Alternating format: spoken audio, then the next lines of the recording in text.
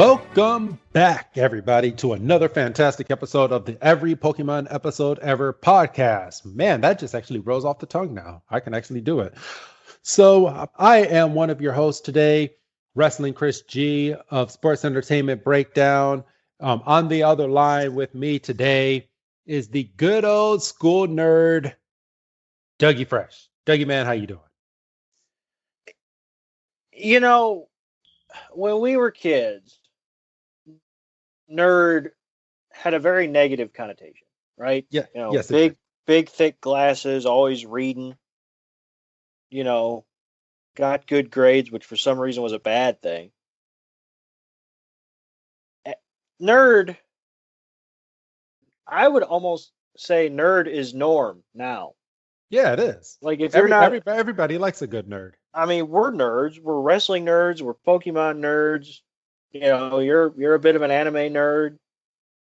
I like sports, which is full of fucking numbers. You know, I mean, everybody's a nerd.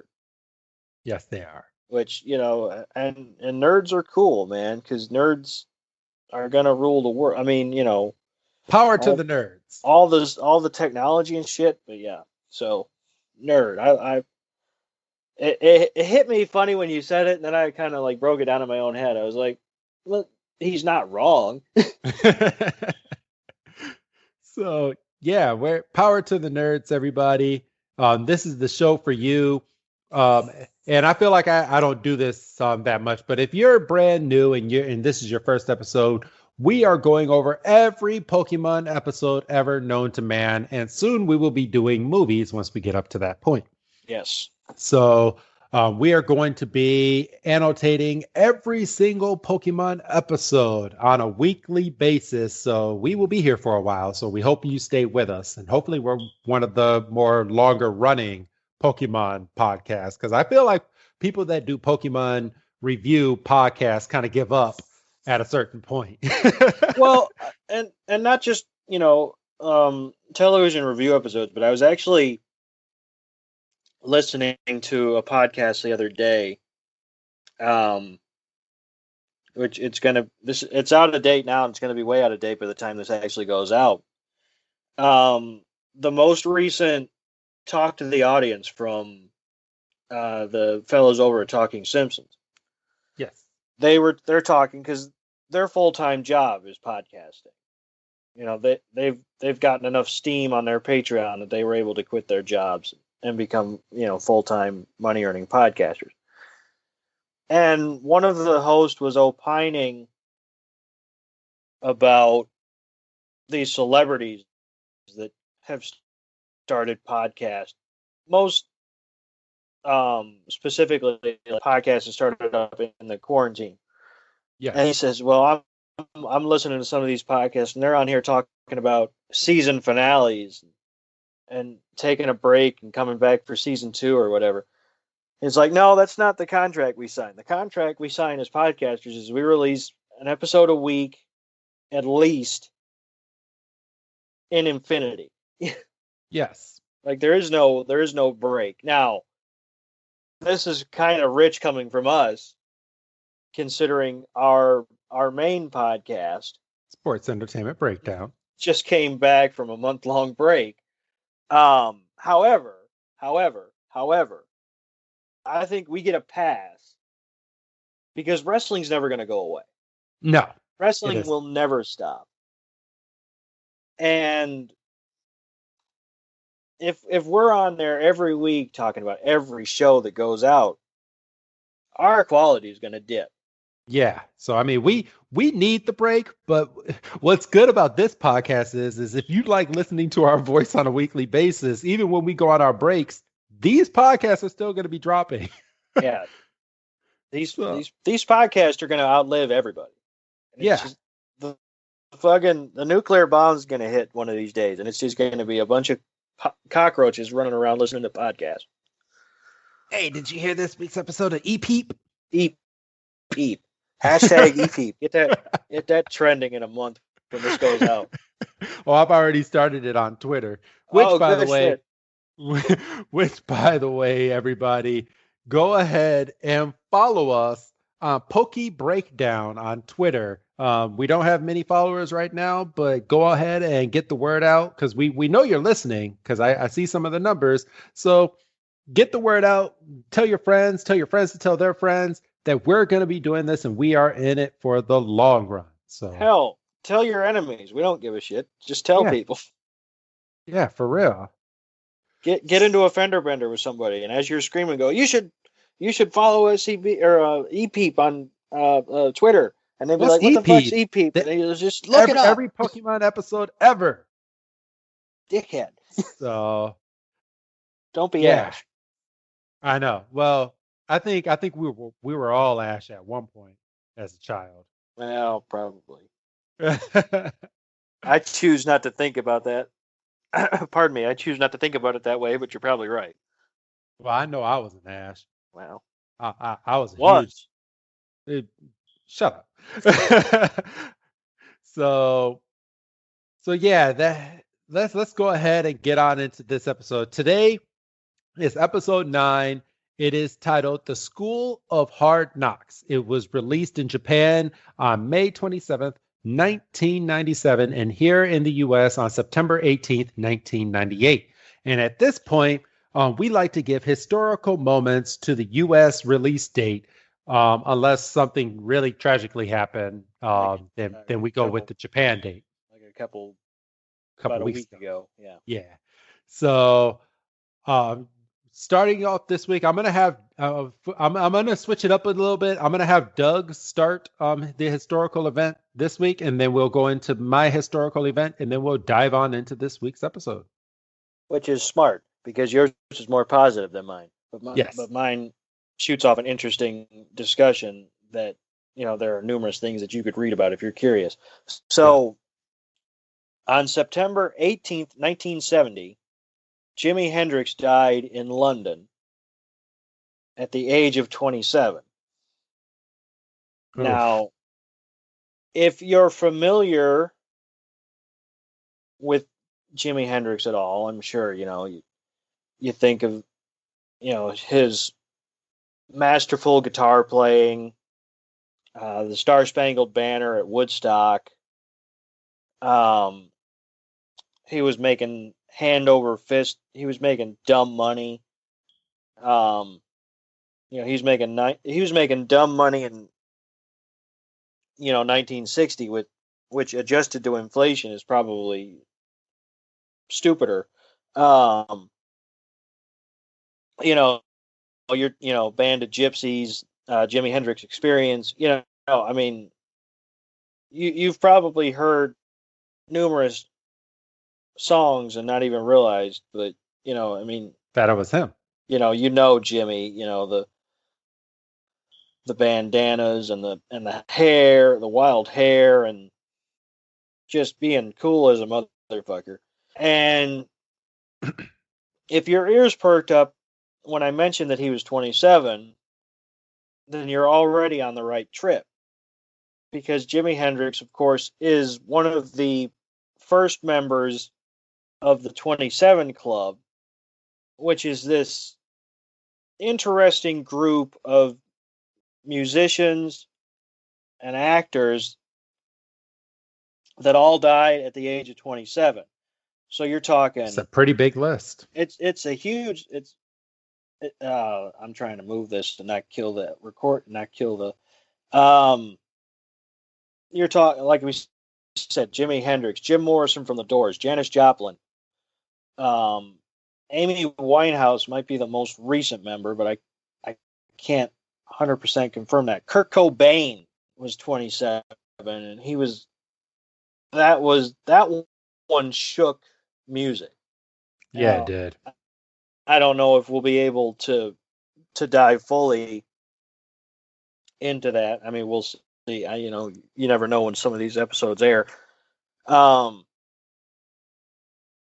And for them all to die at the age of 27 has taken on a life of its own. I mean, point of fact, I'm on the Wikipedia page for the 27 Club. Like, it's got its own page. There's multiple podcasts about it. There's been articles written. There's been books. and people say, well, what was it? Is there a switch that flips? Is it, you know, It's the drugs, man. it's drugs is unfortunately a big part of it. The pressure, um, and it's just one of the things that you that you're left with when you're looking at all of these names on this list is potential, because you're 27, you're either at your peak or you're right there, and it's gone. Yeah. You know, Kurt Cobain is one, like, obviously Jimmy was a springboard to talk about this, but like one of the biggest what ifs is Kurt Cobain, because like grunge was the thing, you know. Nirvana was just Nirvana Money was seller. I mean, it was the tits when when they were hot, they were hot, and then Kurt was just gone. Now Kurt, obviously you're talking many drugs, all the drugs, some would say. And I think he just kind of reached a point. He kind of reached fuck it level where he didn't care about nothing.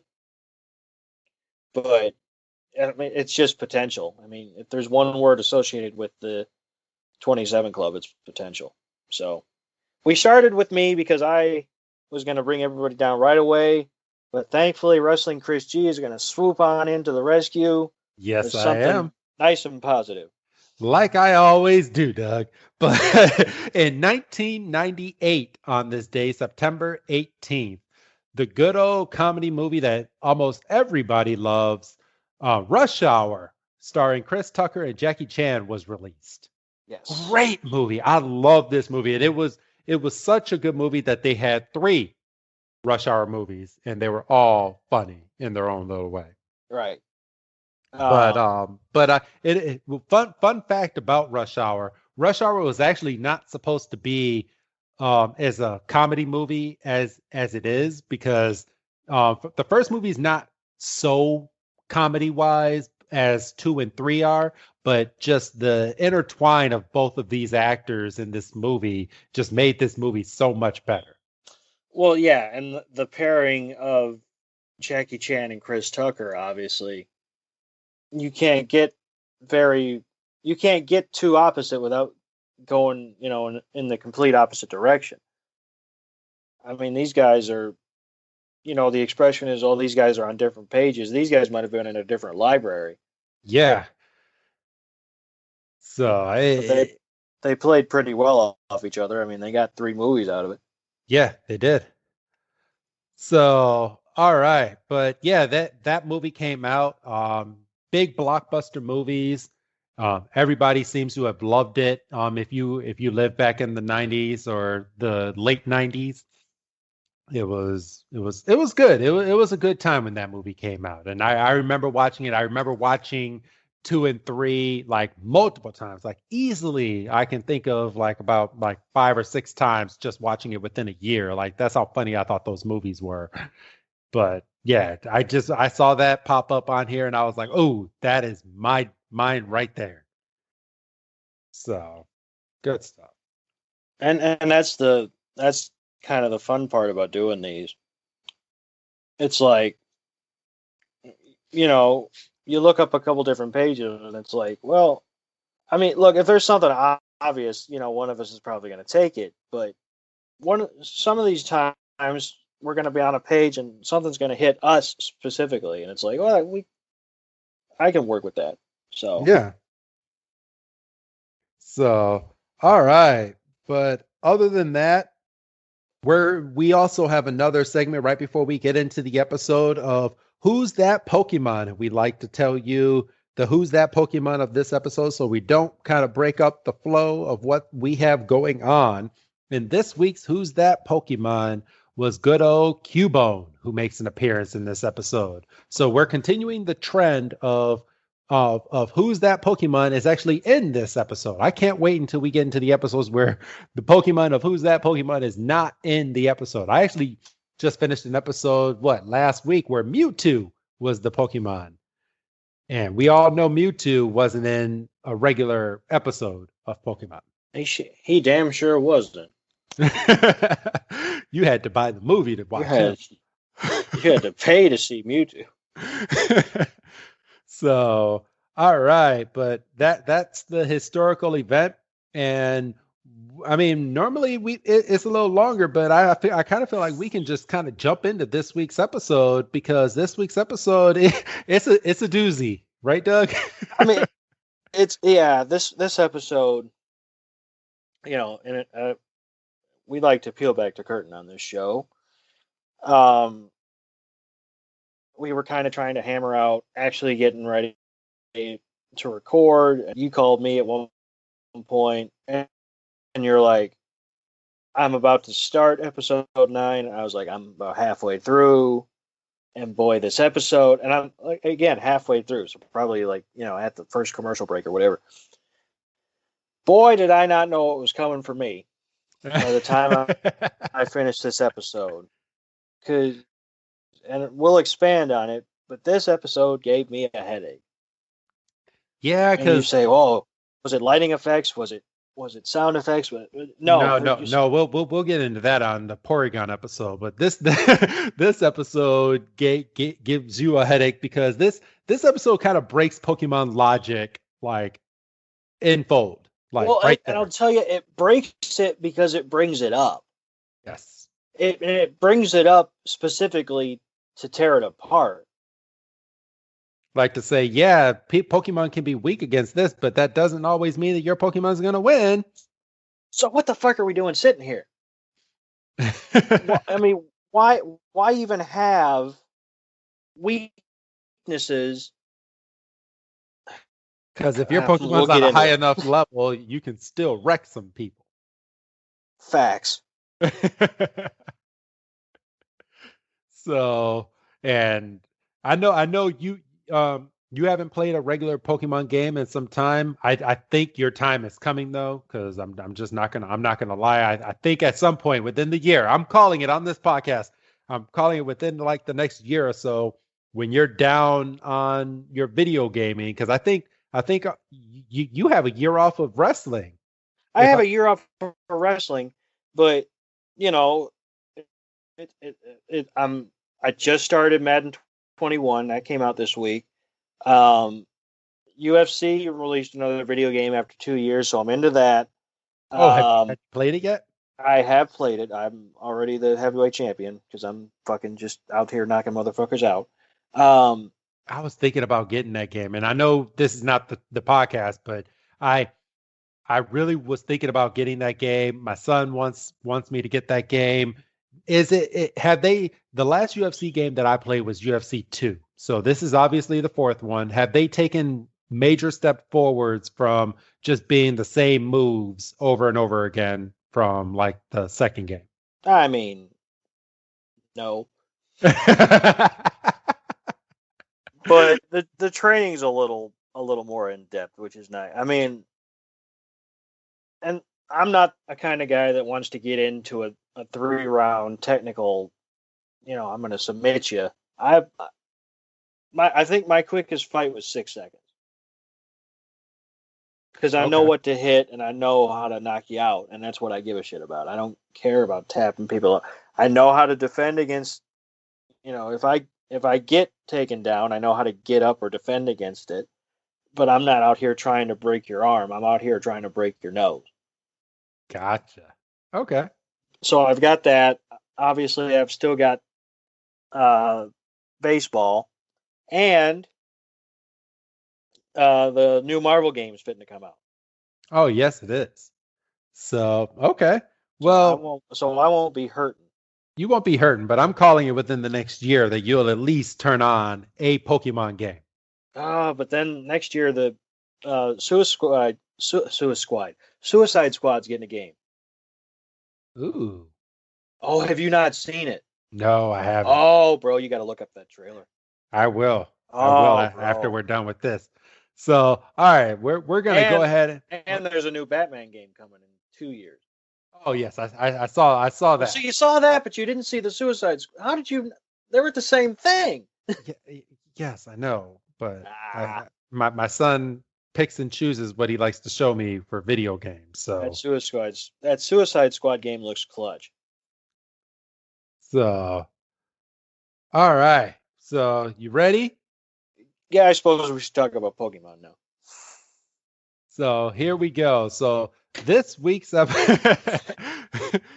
this week's episode starts off like any other episode with the narrator. It's nice and foggy out, and Ash and Misty and Brock are walking, and we get the classic Misty brings up the fact that she's not going to let Ash out of her sight until he gives her bike back. Yeah, you can't. Pardon me, you can't be letting that go.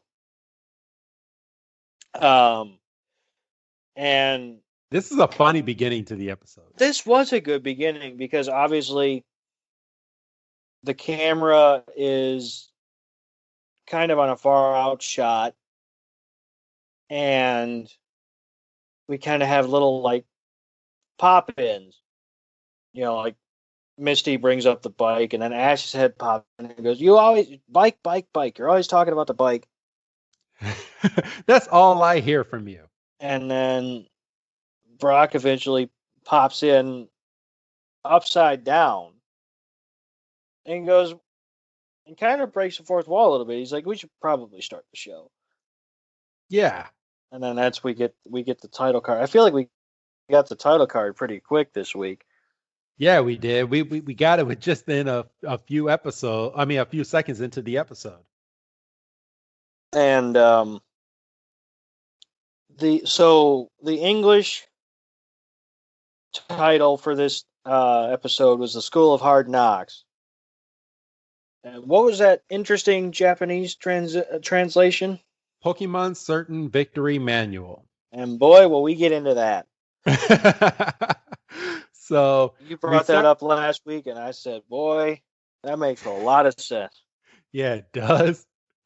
So we start the episode. Brock has a table with cloth and chairs and everything inside of this backpack, and he goes into this whole spiel that he's gonna start making lunch, and he's gonna make tea, and his official Pokemon tea set.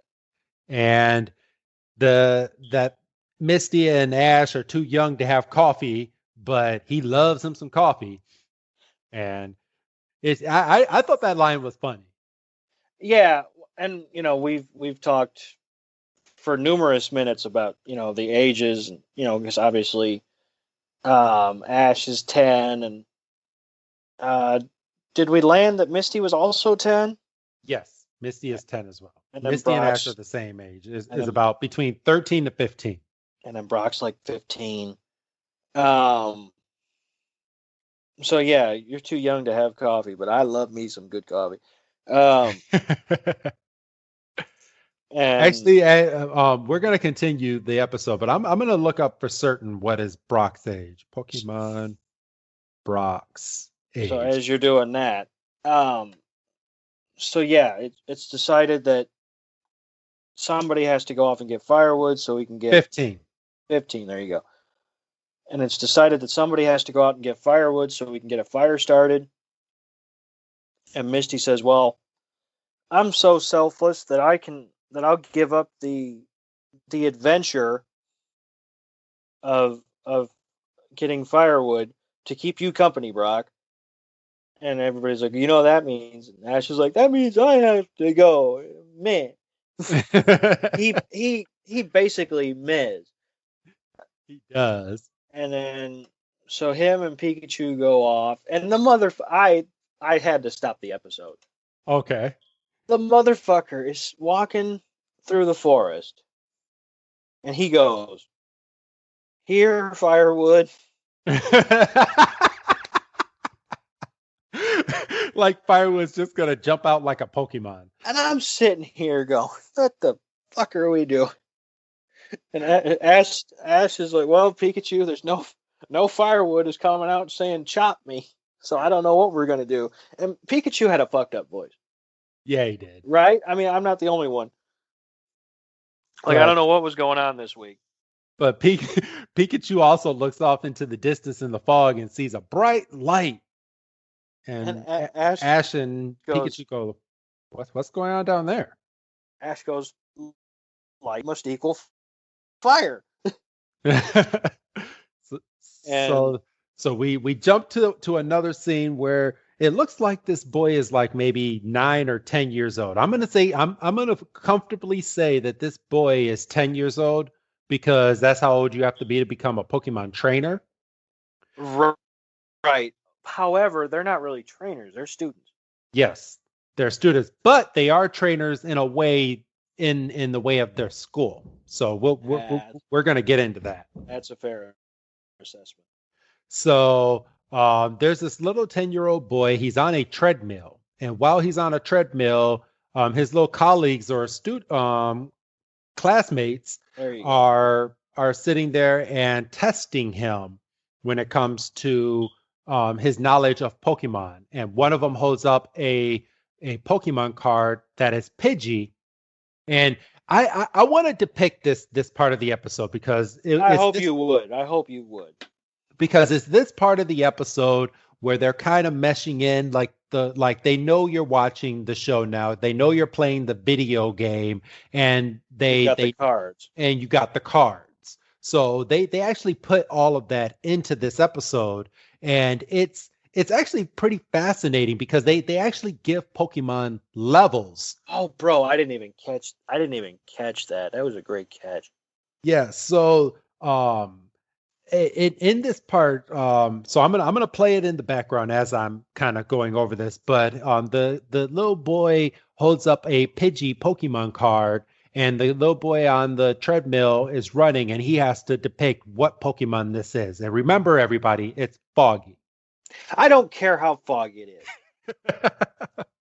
I don't care if this kid was running and sweating and he was under pressure. There's no fucking way he could look at that card, look at a Pidgey with fucking feathers, and go, well, that's a Zubat. Fuck right off. That Pokemon looks nothing like a Zubat. But in his defense, we find out why he's doing what he's doing a little bit later on in the episode. Well, that's true, but he could have said Spearow. A Butterfree. A Butterfree. It's a Metapod. Fuck right off. But yeah, so at this point, he does say it's Pidgey, and he goes at level 5, he learns Sand Attack. And at level 12, he learns Quick Attack. And then he goes, what level does Pidgey evolve at? And I think he doesn't answer because I think he trips, right? Yeah. He gets tripped up on this. Well, he acts like he's getting tripped up on this question. And another student chimes in and goes, if you don't answer, you're gonna have to run quicker. And to Ash, it looks like they're bullying this classmate, but they're not. They are, but they're not. Well, so that means that Ash has to come in like a goddamn white knight again for the second goddamn week in a row. Yep. And go, hey, quit picking on that kid. And, he's ready to square up to the other, 4 that are standing there? 3. And Misty, fucking out of nowhere, is like, yeah, Ash, you tell him. And she's willing to stand by his side.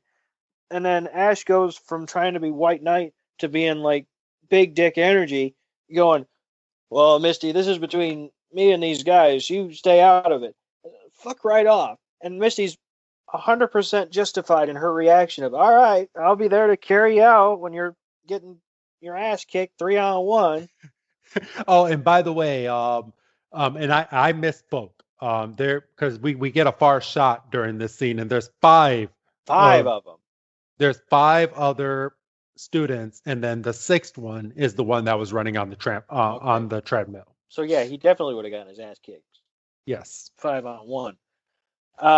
And Misty has she has bigger balls than Ash. Yeah, and like I said, Ash is an idiot because Misty was willing to stand by his side, and Ash is like, "Well, that's girls, lick," and And Misty goes, okay, I'll back off, but go ahead, Ash. Show him you're a man. And that just makes Ash turn into Dickwad Ash and goes, okay, yeah, I'll battle you. and I don't have it playing with sound, but they just get fed up and just go back to campus.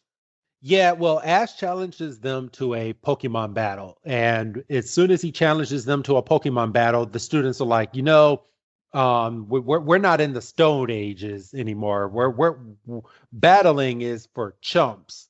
And they And that's basically where I say, should have caught on that something wasn't going to hit me right this episode, but I didn't. It didn't hit me until they were actually in the school. yeah.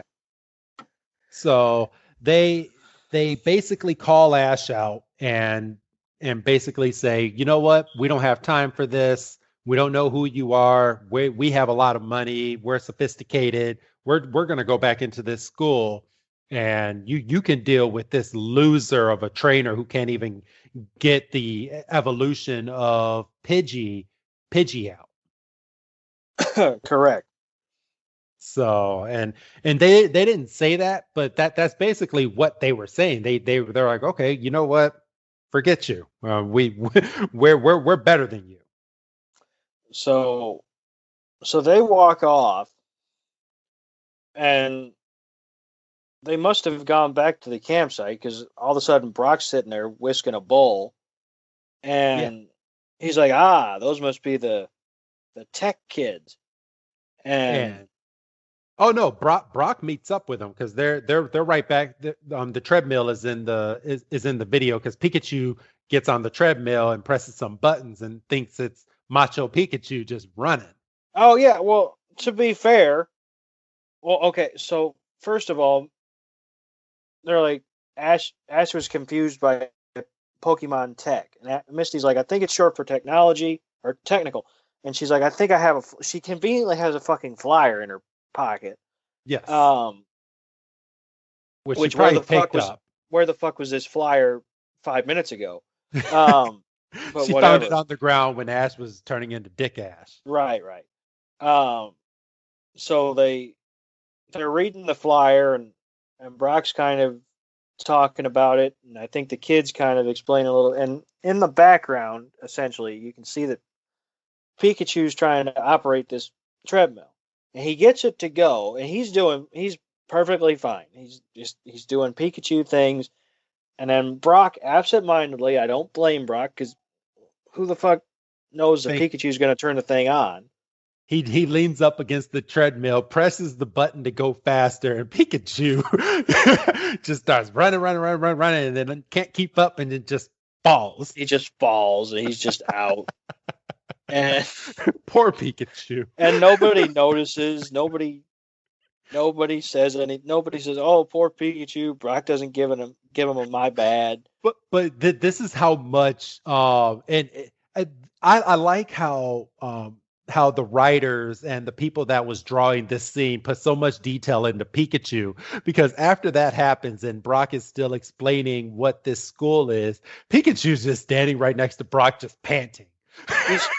He's obviously embarrassed for himself, but it's not like he's like, kicking Brock in the shin or anything.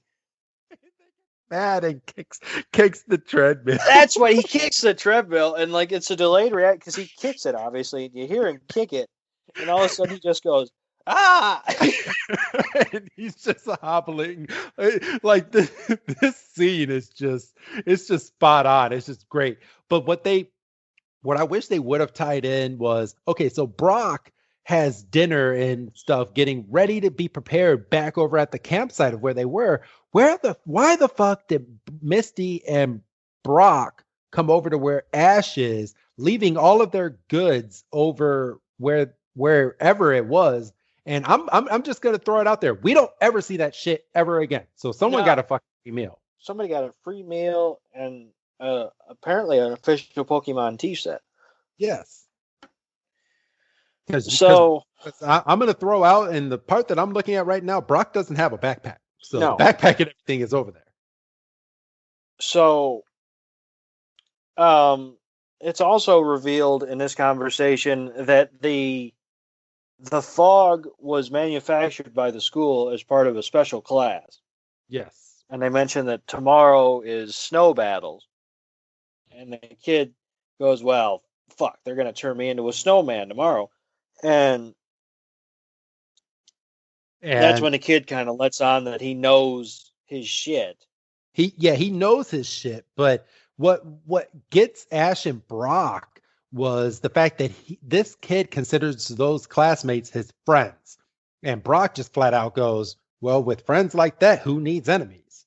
And that's classic, you know. So that's such a classic line. Gets used in a lot of movies and shit, but I kind of had a moment. I was like, because I was waiting for him to like spin it in a Pokemon. No, he just used the line. I was like, all right. Yeah. But yeah, he goes into this big spiel, as you were saying, and just off the tip of his tongue, gives Pidgey's evolved forms all the way up to Pidgeot, telling what level he evolves on each, what special attacks he knows. And that kind of confuses Ash, Misty, and Brock, because they're like, well, why are you not just telling them so they ease up on you? And I didn't care for this kid's answer, because he's like, well, if I answer their questions right, they're going to make the questions harder. It's like, isn't that the fucking point? Yeah. So he's choosing to do the bare minimum to get by. And I didn't. And we're supposed to have sympathy on this kid. No, you're a slacker. You're not a victim. Well, I mean, when he's a victim, but he's still a slacker. Yeah. So, and then he points over to a kid that's sitting at a tree trying to learn his Pokemon encyclopedia, and this kid looks like he's like 20 years old. He's going nuts, and he looks like he has some. Old. Well, he has wrong. he has little stubble. Like they gave him stubble, and he has like a little mini beard growing in. And he's wearing glasses, and they do the classic like line going in a circle, showing that they're like hypnotized. Yeah, that's it.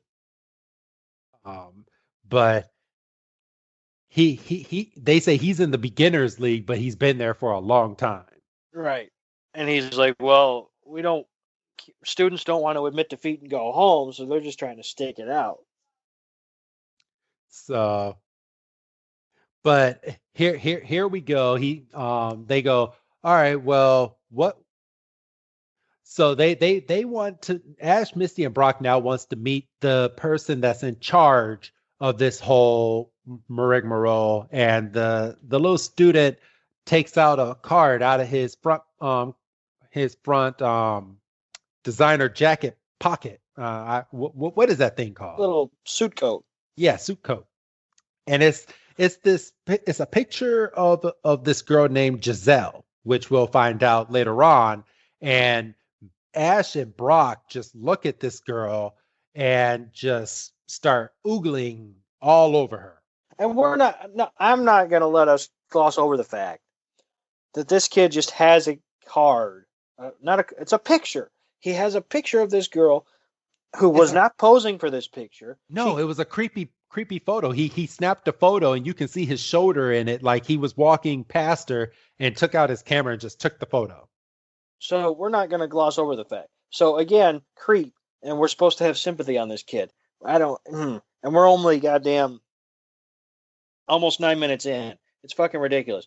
So Ash and Brock basically pop boners at the same time, and they're fully flushed, and they're just like, she's I think one of them says Purdy. I don't know. Yeah. I can't remember. It was Ash. Ash goes, "Ooh, she's pretty." And I was like, motherfucker. And, Misty gets jealous, basically. I mean, she doesn't come out and say it, but she's like, I paused it right as she's blowing up on him. And then we go to, and then she starts storming into the school. She she stomps off in the direction of the school. Like, she's not running. She's not skipping. She's boom, boom, boom. Like, camera shaking and shit.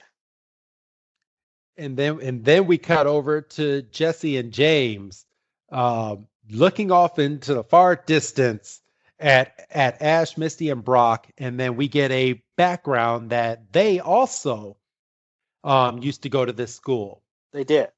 So, because of course, I mean, we find out later on, but Jesse and James, even though they try to get off with Team Rocket money, but Jesse and James grew up very, very, very rich.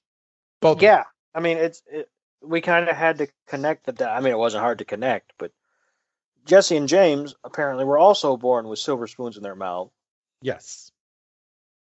And they said, well, we were getting ready for our final test, and we went out to celebrate, and it went in the opposite direction, and we got the lowest scores in the history of the school. And they were down, and Meowth's like, well, think of it this way: you were at the top of the bottom. So.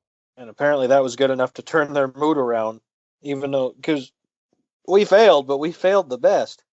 It's at this point that we had the Who's That Pokemon, and as we said earlier in this episode, it is good old Cubone Bone Bone. Which is a bit odd, because at this point in the episode, we haven't seen him yet. No, but they're keeping up the prestige that every single Who's That Pokemon is in the episode. So, which is something. So at this point, we're just waiting to finally see him. Right. I mean, we've seen him, but we need to see him in action. Yes. So, okay. It's at this point, after they come back from commercial break, they are now inside of the school, and they are walking through the school. And this is probably one of my favorite scenes out of this whole episode, because this little boy just pisses the fuck out of Misty. This is where my headache started. This is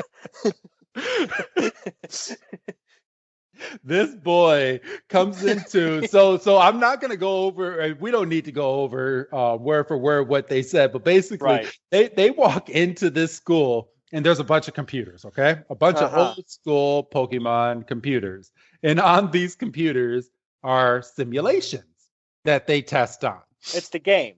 Yes. Yeah, it's the Pokemon game inside of the anime. Which is like meta as fuck. So if your head's not scratching just hearing that. So this little boy is talking about how he can defeat any Pokemon in the world because he knows that if a Pokemon's weak against another Pokemon, that he can beat it. So Misty goes, well, I'm the gym leader of Cerulean City, and I have all water Pokemon. Oh, no, and he goes, oh, so you must have water Pokemon. So I would use grass Pokemon to counter your water Pokemon to beat you. Yeah, I mean, he's just, and so we actually get kind of an impromptu battle, which I don't know if I would recommend just calling out a Starmie in the middle of a place with no water, but who am I? I know, but what tripped me out, and this probably hurts your head too. What tripped me out is right before they do battle, he has a Weeping Bell against a Starmie on the simulator, and it has the health bar just like the old Game Boy games. Yes. And then and he has Weeping Bell attack the Starmie and completely kill it, and Misty just goes off. I feel like realistically she should have put her foot through it. Because this Weeping Bell just wiped out her Starmie in one hit. It was a one-hit knockout. Now, I will say, we've established in the Cerulean City episode that Starmie is obviously the evolved form of Staryu. Yes. And Weeping Bell is the evolved form of Bellsprout, not the third evolution. That's down the line. Yeah. So, I mean, it is a 1-for-1, but it's not like a Bellsprout took out a Star. If a Bellsprout took out a Starmie, I would have quit the episode. it would be up to it would be some stuff that that the Pokemon, because they like in the newer episodes that I'm learning now, they like to tease and throw out their obscure things to happen in the episode just to piss off us people watching the damn anime. So if they were on some shit back then, that would that would have really taken the cake on this episode. So you're saying Bellsprout could have beaten Starmie, and the kid could have sat there, well, he is a grass type, shit. Yeah, for real. Yeah, I would have quit the episode. I would have said, I got this far, I couldn't do it anymore. I couldn't. But what killed me was when he killed the Starmie, they go to a shot of the kid just sitting in the chair and Misty is just going off like right next to him. And the kid's not even phased. He's just looking at the computer screen. He has this big old smirk on his face. Like, yeah, I know how to defeat you. He's like, it's right there. It's the data. I mean, it's facts. It's logic. That's it. Yeah. So it's at this point we go out and Team Rocket is climbing a tree again. Yeah, they fell out of the tree. No, they didn't. No. In the episode prior, they knocked me out. They climbed the tree and knocked me out all the way to the bottom.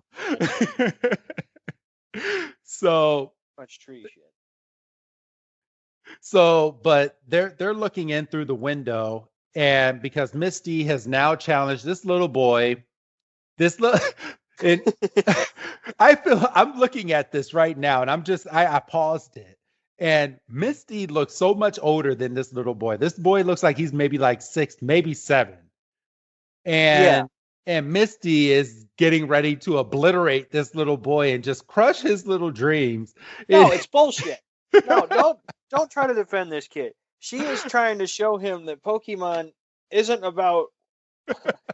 I'm trying to wrap this episode. It sounds like I'm trying to wrap this episode up, but it's just. I mean, the kid is supposed to rile you up, right? I mean, obviously, I don't know how he was supposed to be taken back when this was new, but obviously, we're sitting here doing this rewatch, so we've got the benefit of hindsight. So we know that this kid, like you said, is about 6 or 7. Yes. So all he really is doing is going by what the computer told him. He doesn't know about, the logistics of an actual battle. He just, the computer says I can beat you with this. I should be able to beat you. Exactly. Never mind the fact that Misty is a semi-professional gym trainer and knows what she's doing. So it's at this point they're throwing out their Pokemon, and in their defense, they picked the exact same Pokemon that was in the simulation. Right. So Misty throws out her Starmie, and he throws out his Weeping Bell to get ready to battle. Right. And Misty has no choice. She's like, we're going to teach this little brat about Pokemon. Starmie, go. I mean, it's one water gun. Just boom. Just one water gun. Weeping Bell goes flying in the air. And this boy is stunned. So I almost quit the episode 5 minutes ago. I almost quit it here. Because he just had this. He was dumbstruck. He goes, well, it's a Weeping Bell should have the advantage. Fuck your computer. So he then learned. Okay, I'm actually jumping ahead. So Giselle at this point walks into the room, right? And we finally see her in person, right? So how old do you think this Giselle is? Because looking at these kids, these boys that are right behind her, she has to be at least 13, 14, or 15? Yeah, I was actually thinking 13 before you said something. So we said this off air, but it's kind of creepy that Brock being 15 was oogling over this girl, unless she is 15. But just I don't know, and it makes me feel itchy. It makes me feel real itchy because she has a very, very, very short skirt. She has all these teen boys all around her who I'm guessing they must have a thing for her too. Is this girl the only girl in this damn school? I mean, you'd think so, just by the fact that everybody's drooling. I know. I mean, that's kind of, it's like, oh, a girl, yeah.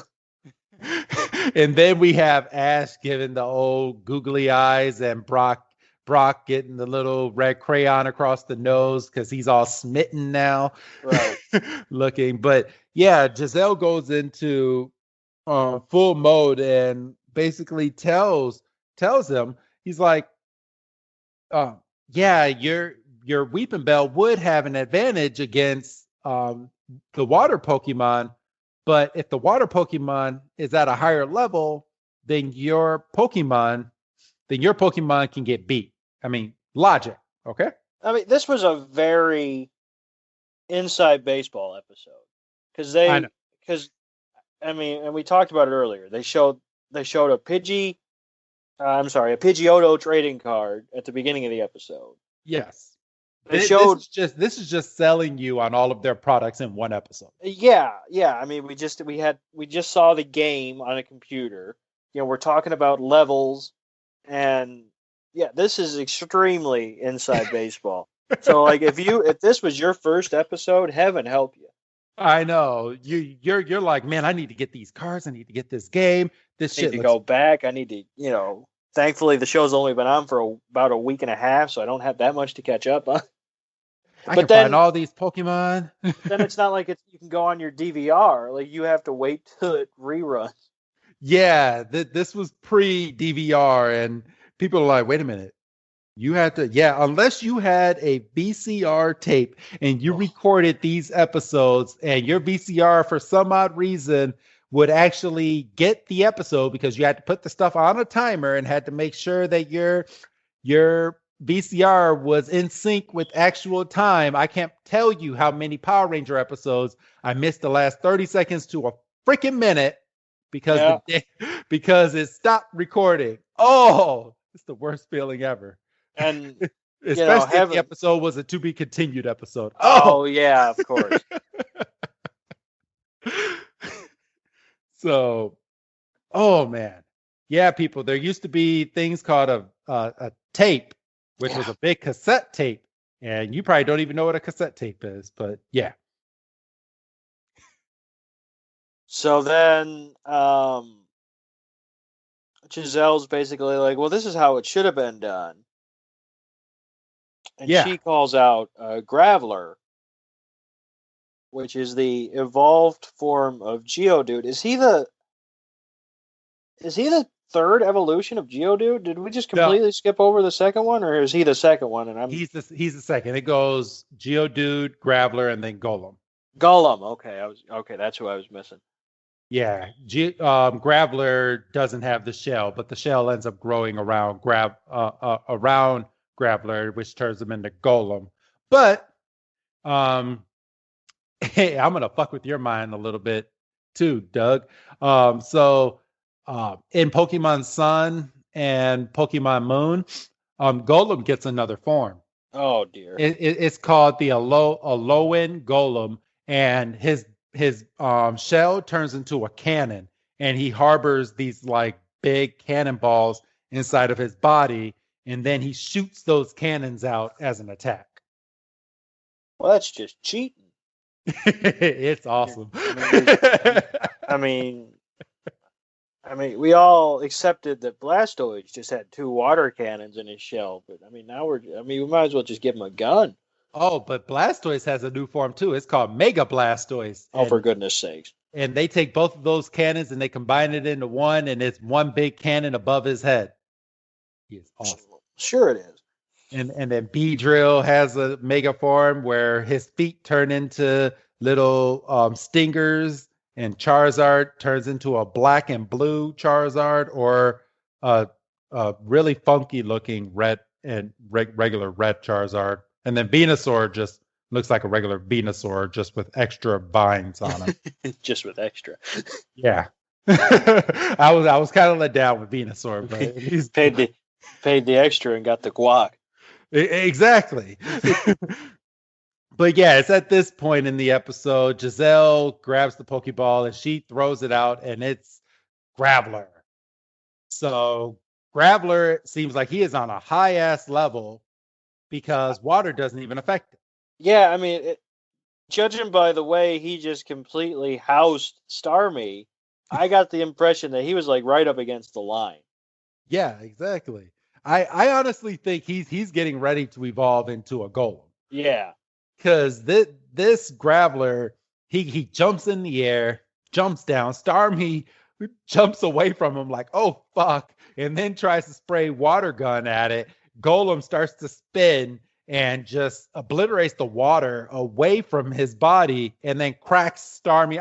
I feel like Starmie just gets the shaft because how many times does Starmie's shell get obliterated just within these few episodes that we've watched? I mean, that's twice in the 2 times we've seen it. But it was what I do want to point out, Doug, and I know we're right up against time, but we'll get through it. But Graveler knocks Starmie so hard that it goes through the school window all the way out into the school swimming pool.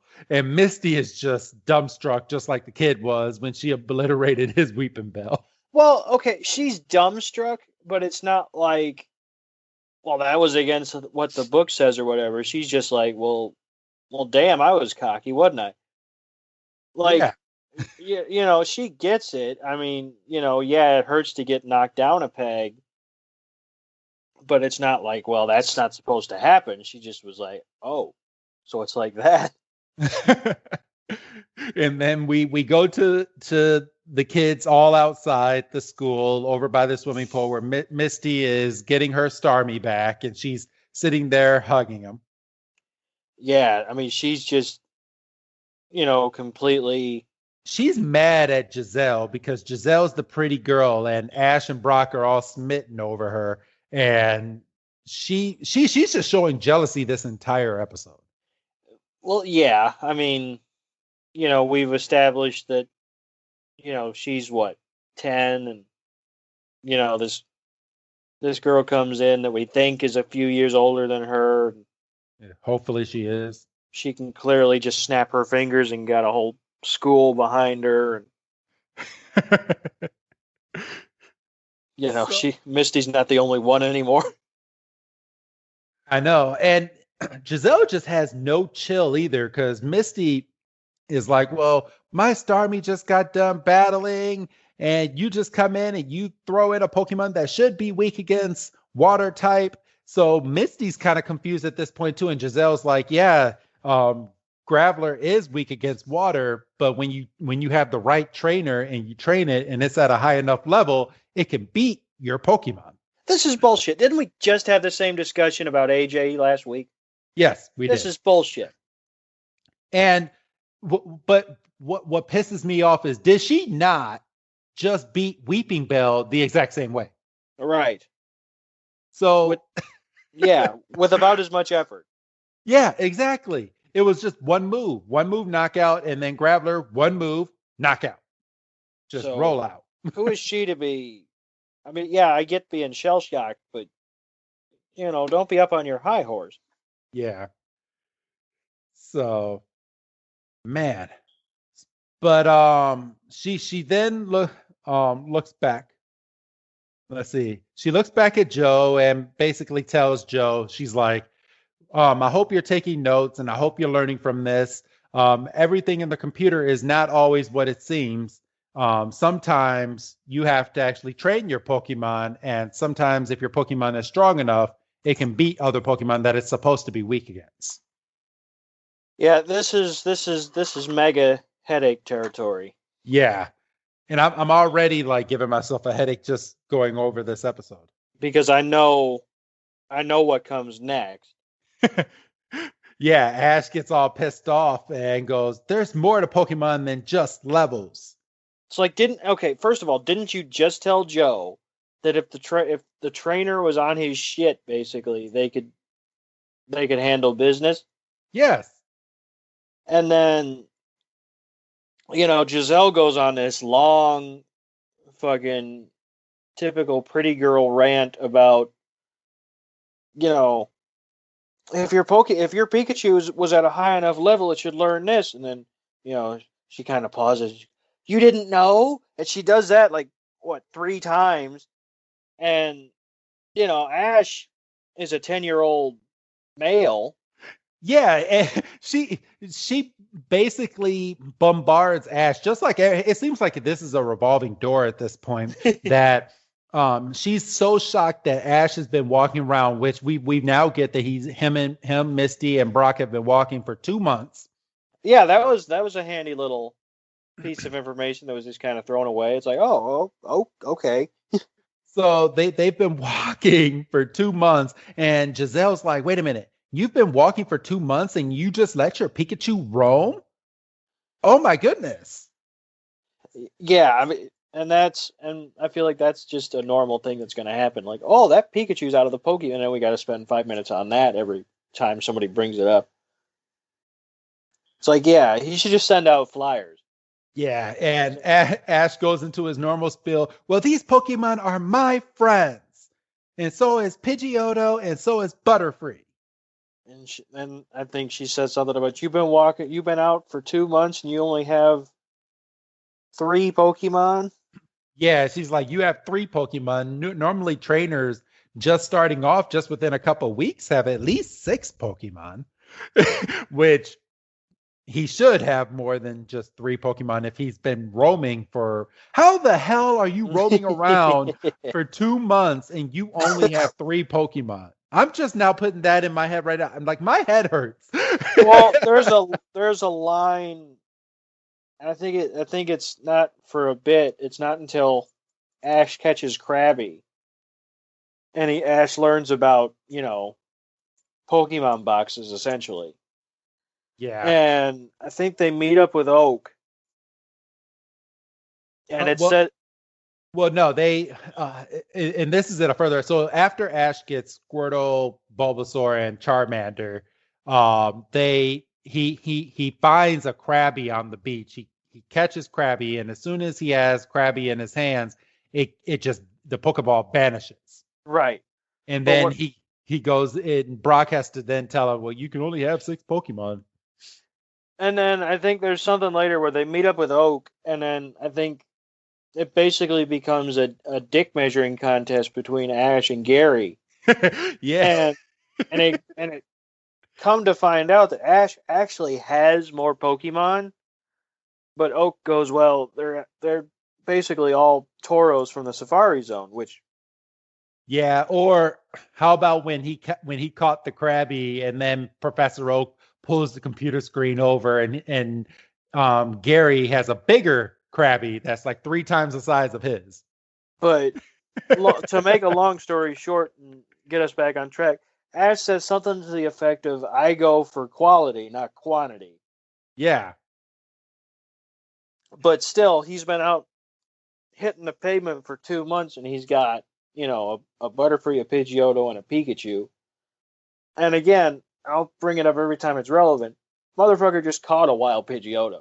Yeah, he did. Motherfucker, So they end up having a little bit of back and forth banter, and we don't have to go through every last line that they talk about. But Ash starts to get big dick again and goes, you know what? I'm gonna show you. So I want to challenge you to a battle. And this is where we get Cubone thrown into the picture. Right. So it's going to be Cubone versus Pikachu. Cubone is adorable. Yeah, he is. Not out there.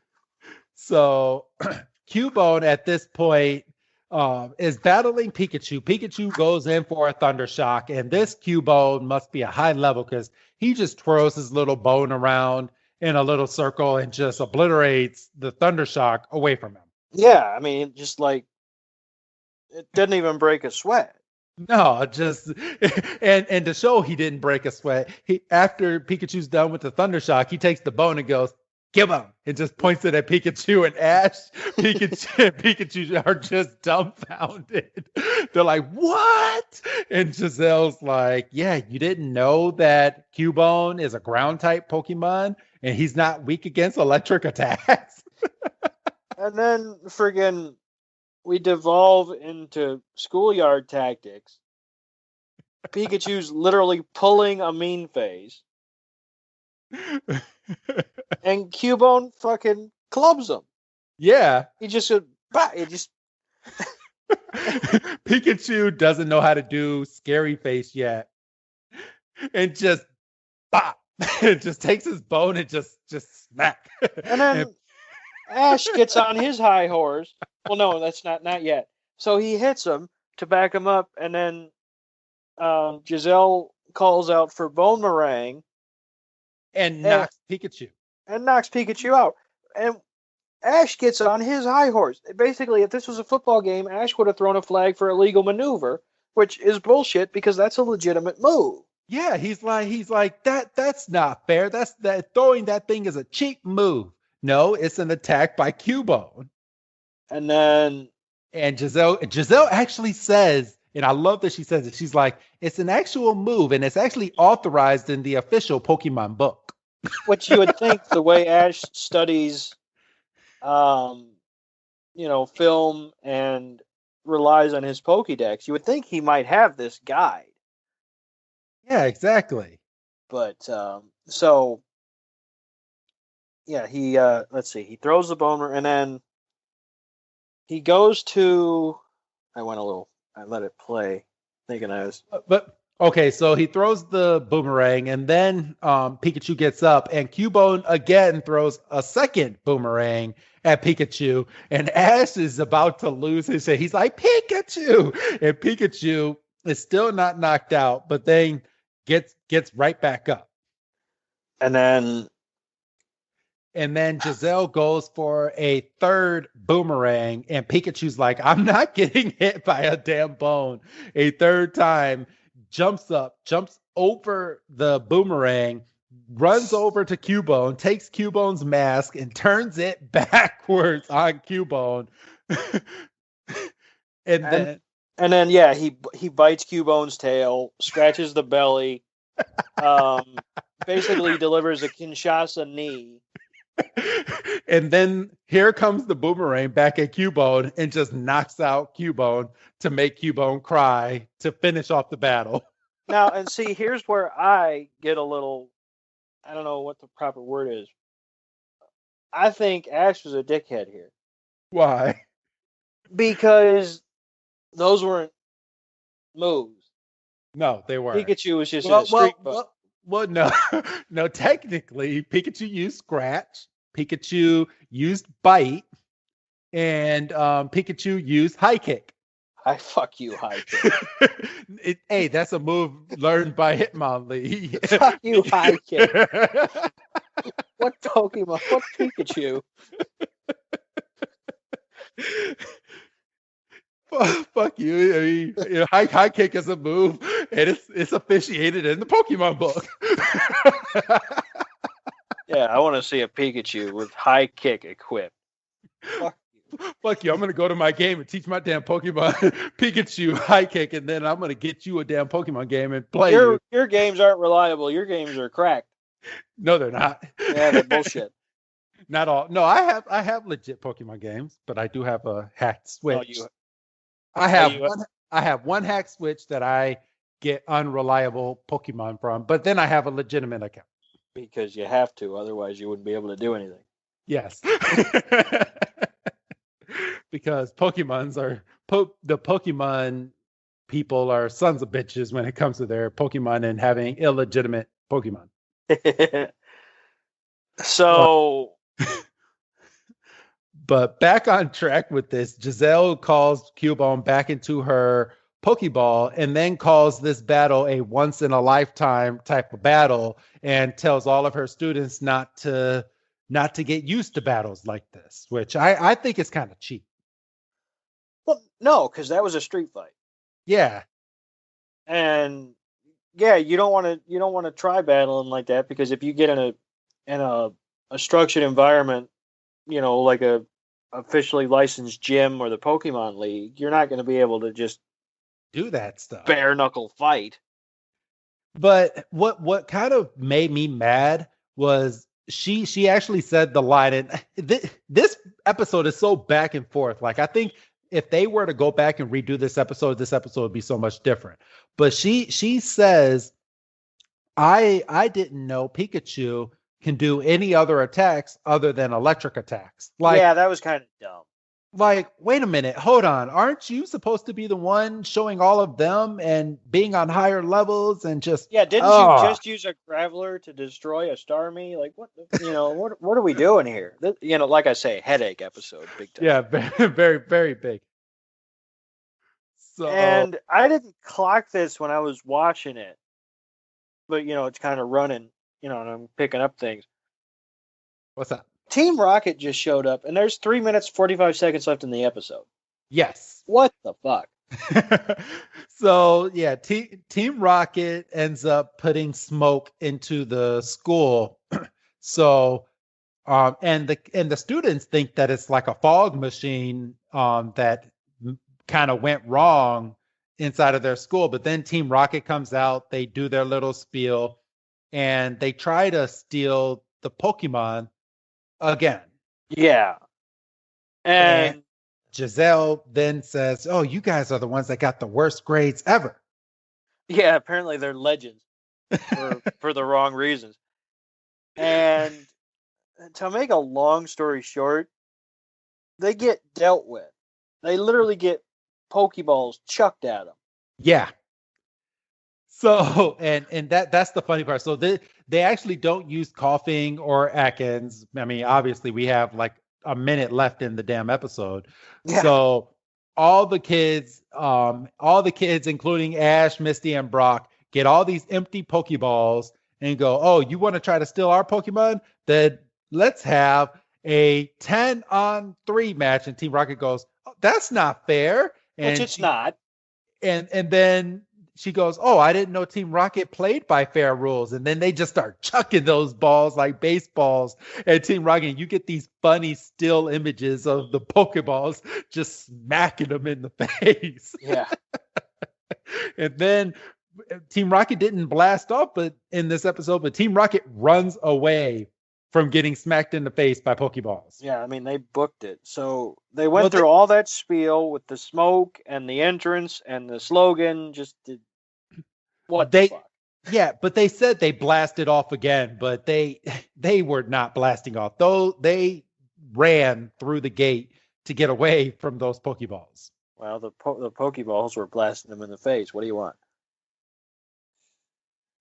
And then we go to a nighttime scene where Giselle's talking to herself, saying, "Well, there's just some things you can't learn just from Pokemon school. You have to learn from experience." God damn, this episode ended like 15 times. Yes. There was about 15 lines you could have gone out on, and the episode could have been like 10 minutes. This headache. I know. And and the little boy finally gets up enough courage to start talking to Giselle. Like, he actually walks up to her, talking about how he wants to become a great Pokemon trainer, and he's going to do the best thing that he can to become that great Pokemon trainer. And then he's going home. Yep. He's going home. He said, "Screw this. He basically said, "Fuck this. I'm done with being hazed. This is bullshit." So he's going to go and learn how to be a great Pokemon trainer. And then the screen starts panning away, and we see Ash, Misty, and Brock. Yep. And I'm a little behind on that. You're actually a little ahead of me. Sorry. So at this point, what is it that Ash says? I don't have the sound up.